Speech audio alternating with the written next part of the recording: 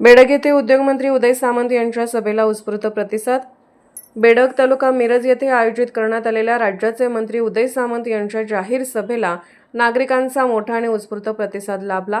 सभास्थळी मोठ्या संख्येने कार्यकर्ते, पदाधिकारी तसेच स्थानिक नागरिक उपस्थित होते। यावेळी मंत्री उदय सामंत यांनी सरकारच्या विविध विकास कामांची माहिती देत आगामी काळातील योजनांचा आढावा घेतला। तसेच युवक, महिला तसेच सर्वसामान्य नागरिकांसाठी राबवण्यात येणाऱ्या योजनांचा उल्लेख करत त्यांनी विकासालाच प्राधान्य असल्याचे स्पष्ट केले। बेडग परिसरातील प्रलंबित प्रश्न मार्गी लावण्यासाठी आपण कटिबद्ध असल्याचे त्यांनी सांगितले। सभेदरम्यान उपस्थितांनी टाळ्यांच्या गजरात आपल्या भावना व्यक्त केल्या। स्थानिक कार्यकर्त्यांनीही मंत्री उदय सामंत यांच्या कार्यशैलीचे कौतुक करत त्यांना पाठिंबा दर्शवला।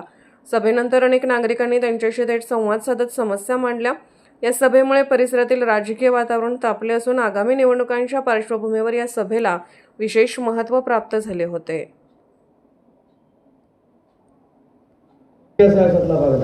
या सांगली जिल्ह्याने देखील अनेक चांगले लोकप्रतिनिधी या महाराष्ट्राला दिले।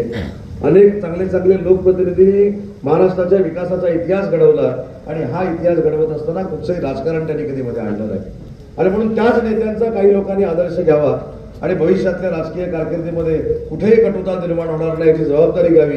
हा माझा मित्रत्वाचा सल्ला मी काही लोकांना देईन, कारण शेवटी राजकारणातली कटुता ही 5 वर्ष तशीच राहिली तर भविष्यामध्ये सगळ्यांनाच अडचण येऊ शकते। याचं गांभीर्य प्रत्येकाला असणं गरजेचं आहे आणि म्हणून वनखंडे सरांनी सांगितलं ते देखील वाट बघतायत। आमचे कधी जिल्हा परिषद सदस्य जास्त निवडून येत आहेत, बरोबर ना, आणि बाकीच्यांनी जे केलं ते आम्हाला कधी करण्याची संधी मिळते याची फक्त वनखंडे सर वाट बघतायत। पण सर तरी देखील सांगतो की त्यांनी गाय मारली म्हणून आपण वासरू मारायचं नाही। आपल्याला संस्कार आहे, आपण संस्कृतीमध्ये वावरतो।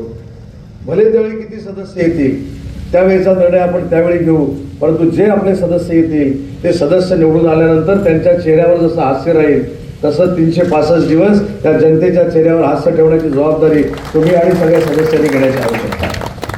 नाहीतर हे देखील तुम्हाला राजकारणात माहिती आहे की सध्या एखाद्या ग्रामपंचायत सदस्याला सदस्य म्हणून निवडून आला की तो 6 महिन्यावरनं जमिनीवरनं चालतच नाही, तो 20 फूट उंचावरनं चालतो।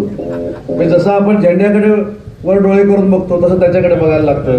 तर ही त्यांच्या मनातली भावना आहे की जो आमचा सदस्य निवडून जाईल, जो आमचा पंचायत समितीचा सदस्य निवडून जाईल, जो जिल्हा परिषदेचा सदस्य निवडून जाईल त्यानं नम्रतेने आमची विकासाची कामं केली पाहिजेत। एक काम नाही झालं तरी चालेल, एखाद्या कामाला न्याय मिळाला नाही तरी चालेल, पण त्याचा आमच्या बरोबरचा संवाद हा नम्रतेचा असला पाहिजे, त्याला आमच्या बरोबर संपर्क ठेवला पाहिजे। त्याच्या पलीकडचं दुसरं काही मतदारांच्या मनामध्ये नसतं तर ते सगळं करण्याची जबाबदारी आपण सगळ्यांनी मिळून स्वीकारली पाहिजे।